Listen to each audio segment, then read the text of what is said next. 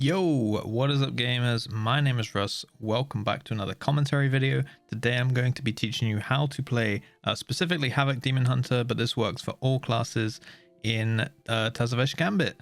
Now I'm going to be doing that by talking you through my own gameplay.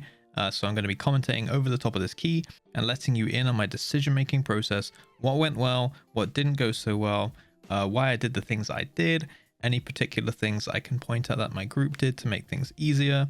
And I'm hoping that by the end of this video, you're going to go away having learned a thing or two so that you'll be making some more plays in your next run. So I'll chuck my talents, my loadout kind of thing, chuck my talents, my gear, my soul binds, all that stuff for you on screen. So pause it if you need to have a little look. But I am playing just the raid build, Cycle of Hatred. I generally play this build for most keys now. But I'm taking 3 potency conduits with Nadia and taking Dancing with Fate as my 3rd potency conduit. Now I generally am taking this build for most keys now, with the exception of Workshop and Upper Karazhan, where I spec into Dauntless Duelist on the right side of Nadia, where I don't really need as much cleave for death sweeps and stuff like that. But anything where there's kind of like trash and stuff like that, I will go with Dancing with Fate, so I can blade dance. You'll see me blade dancing a lot in this key, and I'm generally doing that on 4 or more targets. Sorry, whenever I say blade dance, I mean death sweep. Never press blade dance, but you can press death sweep inside meta. So as we get going then, I accidentally spoke to the wrong broker. I thought I was talking to the shrouded dude who's going to give me the bounty, and I accidentally talked to the guy who teleports you out. So I did kind of miss the first pull and maybe even the bloodlust. I don't think I missed too much. I think they just grouped them up and maybe popped the bloodlust. So I take crit here. Maybe I did miss the bloodlust. No, I'm here for the bloodlust, so that's good. And we got this Goliath walking very close here. We got a short runner going, and I think what's pulling the Goliath is actually our rogue is playing Outlaw, but he's playing Necrolord in this key. So he has a Kevin's Oozling whenever he's using his Bone Spike ability. So that has been ninja pulling a few times in this dungeon, because it's one of the only ones where he does actually play Necrolord. So we do actually take this Goliath, which is unintentional. If this does happen, I've been seeing it happen a lot recently to a lot of pugs as well. You want to be using defensives on that tidal stomp. The first one's not going to do too much, and then every 15-ish seconds or so, he's going to be doing another tidal stomp, and then it will stack up to 2 times, increasing damage taken, and then it will just sit at 2 times until he's dead. So the first one won't hit very hard, but everyone after that is going to hit pretty hard. And you see there, we're popping our pods and things. We're having to use defensives.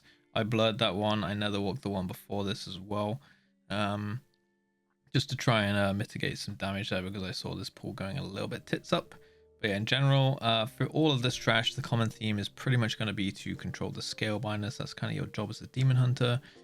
In this composition, we have also a rogue, which is great at controlling mobs, and we also have a hunter, which can probably do it with intimidation. It's quite hard to snipe your ice traps onto them though. So things that you can use on the scale binders, you're going to be using on those fish stick casts. You want to be doing your Fell Eruption on them.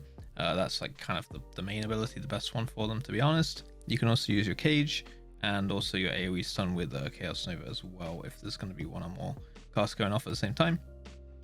Other than that, you're probably going to want to interrupt the Fishmancers. They're going to do water bolts on the tank. And I think they can water bolt random players as well, actually. So you want to be interrupting water bolts as much as you can. And also they're going to throw a pufferfish on the ground. Now you can interrupt the pufferfish. However, you can also just move out of it. It's a big swirly on the ground. In season 3, it didn't do any damage. The animation was there, but it actually never did damage. But in this season, they've actually fixed it. So it's working as intended now. So if you do see that swirly on the ground and you've been playing last season, don't be fooled, it will kill you. So watch out for that. Obviously this is a fortified key as well. This is on the kind of push week that we've just had, that being bursting and storming. Kind of annoying affixes, but pretty easy as far as they go. And yeah, you're just going to be wanting to be on the scale binders. Every time you pull one of these packs, they are the white Murloc in the middle. Just make sure that that's your target. And generally they're going to cast the fish stick about, I'd say like 5 seconds into combat. They're going to put that fish stick up. So just honestly, like, you can do a few abilities, and then actually what I do is I make sure I have enough fury first of all to be able to actually use my stun. As you see, I'm on the scale binder right now. I do a few abilities and then I kind of just wait for it to cast because I know it's going to cast soon, and then I throw my Chaos Nova onto that pack, as you saw there. And then I actually have a little timer. You see it says next totem on my weak auras, and that will just kind of tick down until their ability is off cooldown again, and they're going to cast that next fish stick ability. So you can kind of track it. It has an internal cooldown on their mob, so if it's not dead by the time that that's coming back up, be ready for it to cast again. Get back on it. Sometimes some of these packs have 2 scale binders in them. In that case, I usually mark one that's mine. I'll be like, you know, I'll mark it with an orange mark or something. I'll be like, I'll take orange. And then someone else, you can type this in party chat if you're not on comms. And then someone else hopefully will take, you know, mark one green and be like, hey Rogue, can you take the green one for me? So then you'll get 1 each, and then there's no chance that it goes off. If those fish sticks do go off, you need to focus them down immediately. They're going to heal everything around them, and I think also reduce damage taken too. So yeah, just make sure that you get on top of those. That's like top priority. Get the scale binders interrupted and then get them down before, you know, they can cast again. And yeah, this route is kind of just like kill as much trash as you can at the start. This pack over here in the corner is quite free, to be honest. It's got 2 infiltrators in it, but that's going to give you 2 stacks of shrouded as well. As you saw me there, kind of like jump back out before the frontal goes on me. And then here, I think my nameplates kind of deceived me because it said I got meleeed, but I watched it back a few times while I was recording this video, and all the nameplates were like blue, which means I'm safe and the tank has aggro, so I don't really know why they just turned and hit me there. Maybe I jumped the gun with my I-beam or something, but the nameplates showed that it was fine, and the melee hits didn't come in until like a few seconds later, so I'm not really sure why that happened. If you know, let me know in the comments, because I couldn't really figure it out too much, but apparently I got meleeed. I go down there, so not too big of a loss. Well, a little bit of a big of a loss, to be honest, actually, because I did lose my meta. I just meted straight on that pack. And yeah, now we're kind of chilling though. So these ones, every time there's not a scale binder in a pack, you don't have too much to do. There are the shell crushers. You see these shell crusher mobs.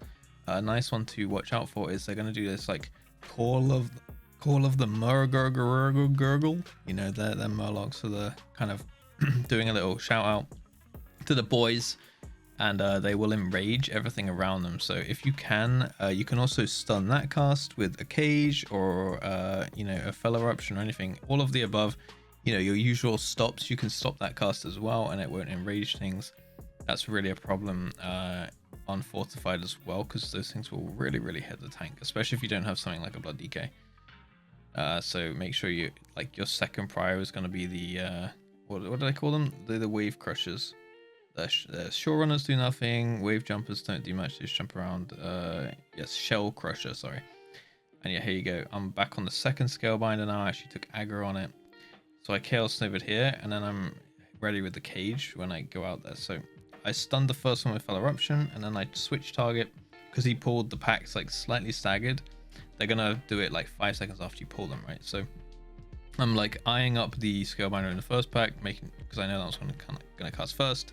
Stun that one, switch to the other scale binder because I know it's gonna cast soon. And then I imprison that one after I go out with the chaos nova. So I actually got both interrupts in this pack, which is very nice. And a lot of this trash is kind of more in the same. You just you know, interrupting the scale binder is top prio, and then after that it's those shell crushers with the call of the Murgurgle. And just making sure that you try not to ass pull any Goliaths who will be patrolling the area. And then there's a couple like small Murloc patrols and things like that. And somewhere along here is going to be Zolgamuks as well. So you're kind of just going to be doing the usual thing. That pack with Zolgamuks kind of hurts. When you do pull it, you still have a scale binder to control as well. So make sure you prioritize that one. Get that one down, and then start working on those blood shields from Zolgamuks here. Now I do actually go down here, and that is a pufferfish that spawned underneath. I think it was 4 stormings. There were 4 stormings going off at the same time, so I moved out of the stormings, and then I kind of took a step back in, obviously a bit too prematurely, and there was a pufferfish going off underneath, but I didn't quite see the animation. Sometimes I feel like it's a bit overwhelming with those the infiltrators. When you kill them, they like get caged by the broker and like taken away or whatever for analysis, let's say. And that's like a really big animation, especially on Zolgamuks, because she's really big. So It can get in the way of like other mechanics and things on the floor. Sometimes it's quite distracting, at least for my eyes. Maybe that's just copium from me, but I do find that generally that does you know, distract me from seeing other things. So you do have to kind of make sure that you're keeping your eyes peeled on the floor there. And yeah, the general kind of thing for this part of the dungeon is you're actually getting about 50, I think it's about 54%. I don't know the exact number. I usually clear a little bit extra, but I think it's 54 to 55-ish%, something like that, before you're going into the boss room here. And that is going to be allowing you, I think it's 54%, and then you're going to invis past those guards. The guards along this corridor, they take loads of time. They hit really hard. As you can see, we're shrouding now all the way down. So it looks like we're going to take extra trash at the end of the dungeon. We're actually opting to skip Solgamarks. Sometimes you could skip, sometimes you wouldn't. We pulled the guard and the infiltrator here. So if you want to skip all of these guardians, then you're going to want about 54, and then the infiltrator you can actually taunt pull into the boss room and actually just do it with the boss there, and that's going to give you 1% as well. Then you'll basically just clear everything through the rest of the dungeon and you should be good on percent. So we've gone for a little bit less percentage here, so we can make up for some of it later on down the line. These guardians, they do give quite a lot of percentage, but as you can see, they're kind of annoying, especially for a melee comp, because they've got that big ring around them where you have to move out. That will kill you if you don't move out. And then that line on the ground is quite annoying as well. And we'll see what the percentage is kind of sitting at as soon as we finish off these mobs now. So once that infiltrator does go down, we're going to be sitting at a nice 53.6%. As we pull the boss, you know, chaining that infiltrator in. Now this boss is pretty chill, to be honest, especially on fortified. The tank usually will just pull him over to one side of the room. If you got DK, as you see, the death grip goes down there. Just watch out for that laser beam. If you get the laser beam, you can run out to the back of the room, and then you can just venture retreat back in as I did there, or fell rush back in or something. You can get straight back on the boss or the mobs, whatever you're doing, and that laser will just walk in a line. So you want to get out before the laser comes down, and then you can just go back onto the boss, and it will never reach you. Like, it will always time out by the time it actually gets back to you on the boss, right? And then hopefully you got someone who's got the weak aura to send those positionings for the orbs to stop that phase nice and quick. So we didn't actually spend too much time in that sanitary cycle phase.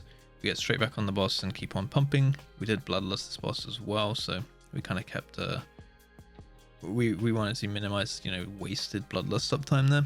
And then just watch out for the laser. Like yeah, anyone who gets it, like you see, this one was handled not quite as well, because it started going down on the player before he managed to get out of the group. So if you can clock that like little golden arrow above your head nice and early, then you're going to be able to move out preemptively, I guess, before that laser comes in, and that'll actually increase your uptime on the boss, and it'd be less dangerous as well. Don't worry too much about like making a mess on the floor, to be honest. You know, it's going to happen.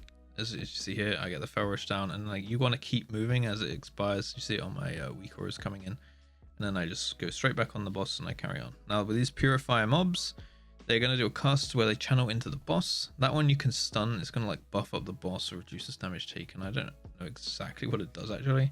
I just know that you want to stun like the first uninterruptible cast they do, and then you want to actually just use your proper, you know, disrupt, your interrupt onto their cast. Now those can cast on anyone. They can cast on the tank, they can cast on the healer, they can cast on the DPS, and you want to be interrupting that, especially on tyrannical. Those things really hurt, and if you get unfortunate, they might both cast on the same person at the same time, and if no one kicks either of them, that person is definitely dead. So you want to be making sure that you do get those kicks onto the interrupt ones. If you have the luxury of being on Discord or comms or something, then make sure that you are like calling who's doing which one and not doing the same one, right? And here we opt to just nuke the boss because he's on low percentage, and we want to skip the phase, and those ads will despawn when the boss dies anyway. So super easy boss. Can get a bit hectic. I've definitely seen it get a bit hectic on tyrannical, and it mostly happens, you know, the only deaths you're really gonna get is from those ads, to be honest. So I would say to like put some focus on the ads. You definitely don't want to be overrun with them. You want to kill the 2 before the next 2 spawn. And if you don't manage to kill them in time for the phase as well, then they're going to run over to the consoles and you can't actually put the orbs in and transition the boss into the next phase as well. So definitely put some prior on the ads. You can kind of cleave them, but off kick them, like put some focus kicks on them or something. Now moving up here upstairs, you want to be on these Tide Sage mobs. You don't want to be interrupting the AoE swirly on the ground. You want to be doing the brackish bolt. You see here my fell rush goes way wrong and I go flying. But yeah, you want to be doing the brackish bolt onto these Tide Sages. And if you have meta, quite often if you meta at the start of the boss, you should have it coming back up, at least on a highish key. You should have it coming back up right when you're coming into this pack. So this is a very nice pack to meta because there's like 8 mobs or so. And you've seen throughout this key, I've actually been using Death Sweep a lot.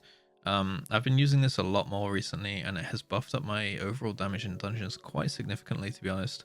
I see Death Sweep appearing at like 7%-ish sometimes on my overall breakdown at the end of keys. And my kind of rule of thumb now for Death Sweep is never press Blade Dance, but I do press Death Sweep twice if I can inside every I-beam window on AoE. But not when I've just meted and I need to like keep my brands up. So if I've done a meta, then I'll put more effort into resetting my I-beam to make sure I can keep the AoE Sinful brand up. But if it's just one Sinful brand on one mob and it's not like a really high priority mob, then I'll just pretty much Death Sweep on cooldown as if I were playing First Blood.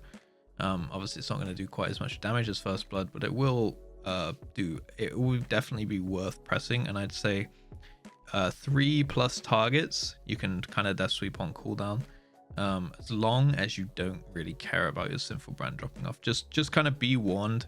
This is my forewarning that your Sinful brand may fall off if you start Death Sweeping on cooldown. If you don't care about it too much, like that mob's gonna die soon or whatever, then that's fine, right?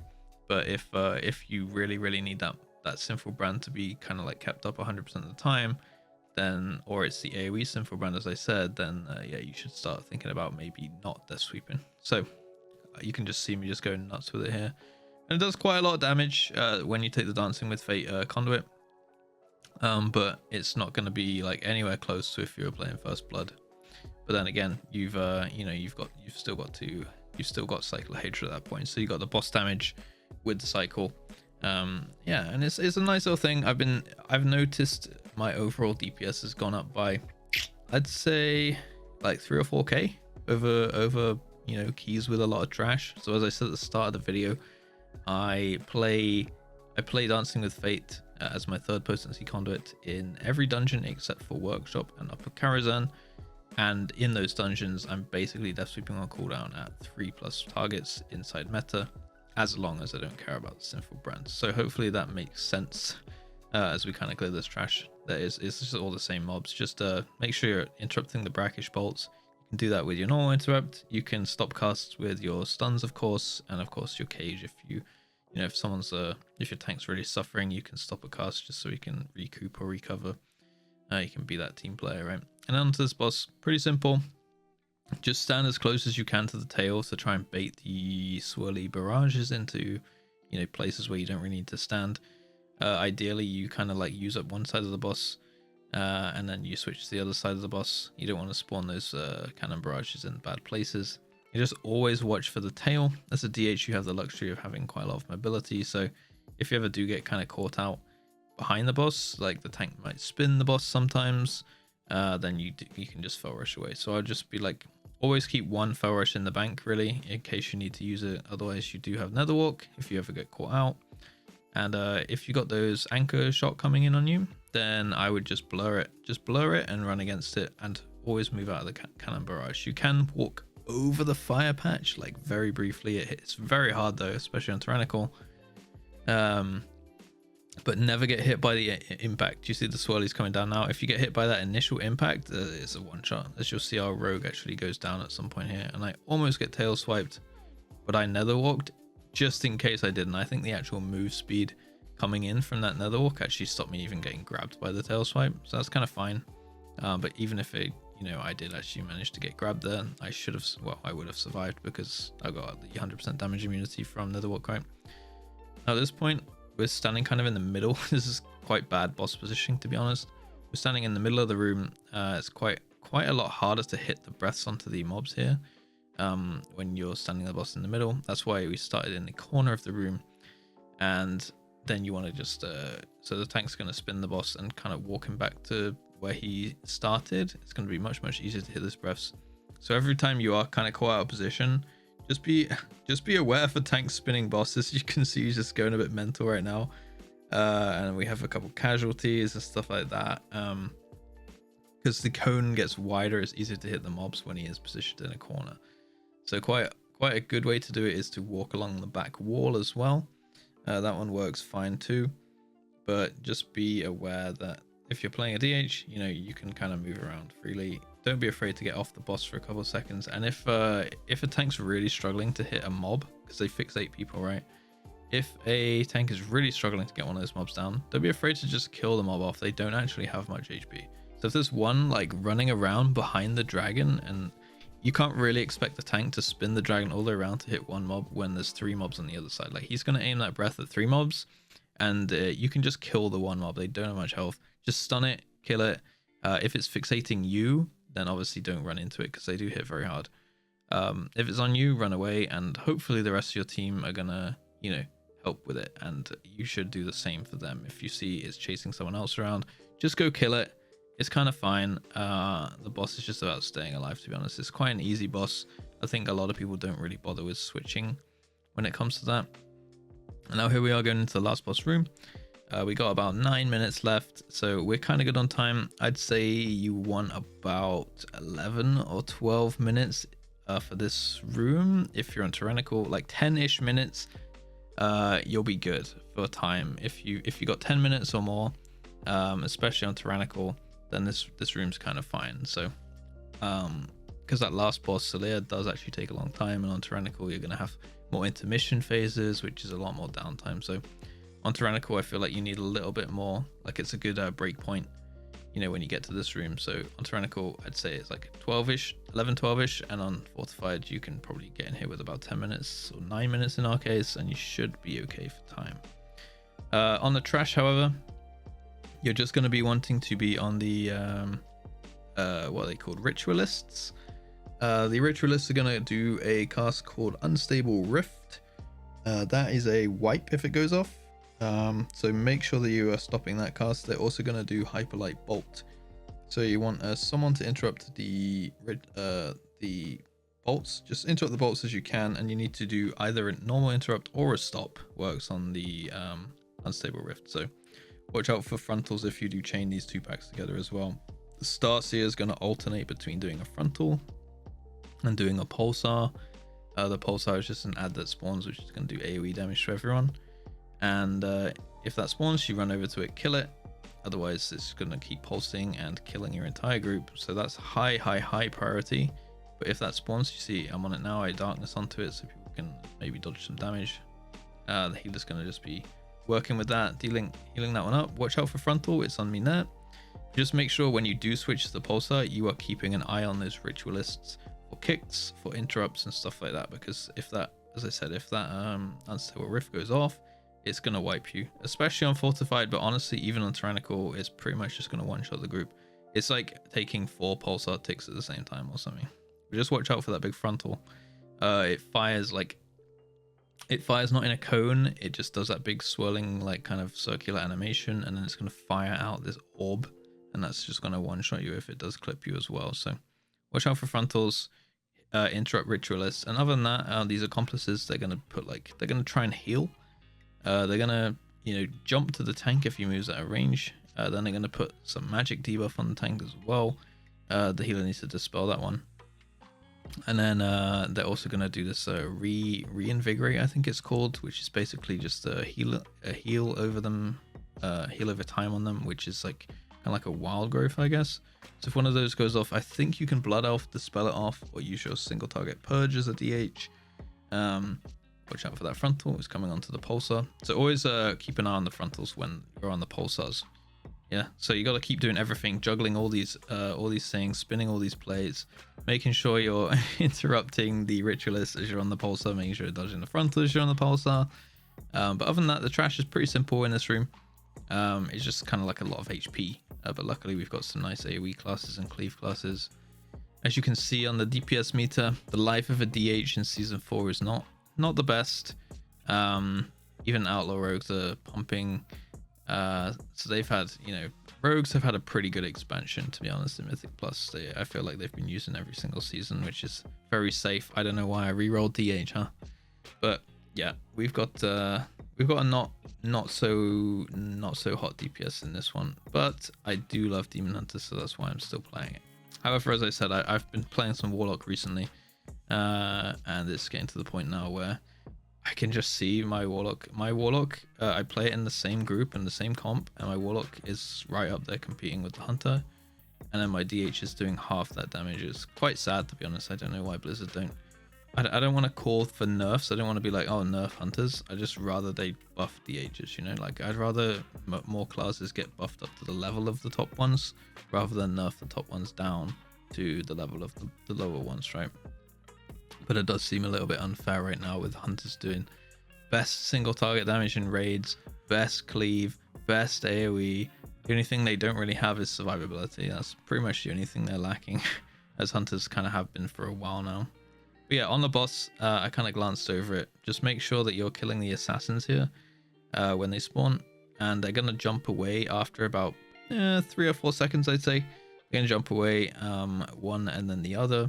Just make sure you interrupt them. You can also stop their cast with stun or anything like that. So try and get a normal interrupt and they'll just run back to the tank. The tank can obviously, in our case, grip them. You can Fel Eruption them, you can Chaos Nova them. I think you can imprison them as well. So that's kind of stuff that you can do from range there. And then as you go into the intermission, try and phase the boss without any adds up, and try and phase the boss without a collapsing star up as well if you can. Phase it at 40%. So if you need to stop DPS, finish off the ads and things, then that is something that you might have to do in a higher key, just for better timings. And then the order, you got to run 1 to each star. Put your arrow through the arrow going to you, at least is how I do it. The arrow that's coming to me from someone else, I always position that one through my star. Just make sure that you're using that red line to cut through the stars. And then the order for this phase is basically, it's just going to alternate between a collapsing star and the orbs exploding. So it'll be orbs explode, so we move to the stairs, and then we run back to the middle of the room for the collapsing star. And then we're going to go back to the stairs again for the next orbs exploding, and then it's going to phase again. Then after that, it's the same thing. It's going to be orbs exploding, collapsing star, orbs exploding, phase, and it's just going to repeat that until dead. Just make sure that you, if you need to, just come off the boss for a second to make sure you're 100% safe from these little arrows that fly out of the orbs when they explode, right? And try to take, you see me there refreshing my Sinful Brand in the intermission, because the boss isn't taking damage, but I can still hit it with my I-beam and my Fel Devastation, which is going to extend the brand. And then try and keep onto the same orb as you had last time. Obviously move out these massive AoEs as well. That'll be great. But yes, what you want to be doing is try and take the same orb every single intermission. That's like a nice general rule of thumb. If you took the back left one, then go to the back left one every time. If you took the one close to the stairs, then take the one close to the stairs every time. Obviously within reason, because they're not in the exact same space or the exact same spot every time. But yeah, just watch out. It's just alternating mechanics. Dodge these arrows that fly out from the orbs when they explode. They do hit you, it's gonna firstly do a lot of damage, it's gonna knock you back, and it is going to put a dot on you. So if that does happen, you might need to nether walk, you might need to potion, you might need to blur. You could also preemptively blur if you're like sure that you're gonna get hit. But I'd rather that if you know you're gonna get hit, you just dodge instead of get hit and use the defensive, right? That would be ultimate greed. And here the boss actually phased on 1%, but we somehow managed to kill it through the damage reduction, or it doesn't quite get the damage reduction until a little bit later. So managed to kill it there and dodge a phase. Would have still had time after the phase, because that phase takes about, I'd say like 15 seconds, 20 seconds maybe.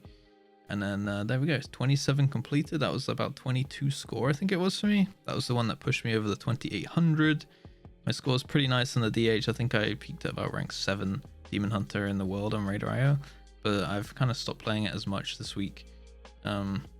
just haven't had time. I've been gearing up my Warlock. I've been pushing a little bit on my Warlock, so a little bit of a change of perspective. I'm not re-rolling or anything. I still love DH, but it's getting to the point where having a Warlock is just helping our group so much, because, you know, health stones, gateways, more damage, all that kind of utility, soul stones as well is pretty huge. And it's basically like I'm doing twice as much damage. So still playing a purple class, but sadly the ranged one, and the not as cool one in my opinion. But yeah, that's the 27 Gambit. Hopefully you learned a thing or two. Thank you for watching. That appears to be the last one for this round of commentaries in season 4. I might go and do them again and just make another round of commentaries, maybe from a range POV or something. We'll see how we go. But hopefully you learned a thing or two. Let me know what you think about that in the comments, actually, if you want to see Warlock POV commentaries and things like that, or if you're, you know, a diehard DH fan or whatever. But yeah, I will see you guys in the next one. Thank you very much for watching. Have a great day, and as always, peace.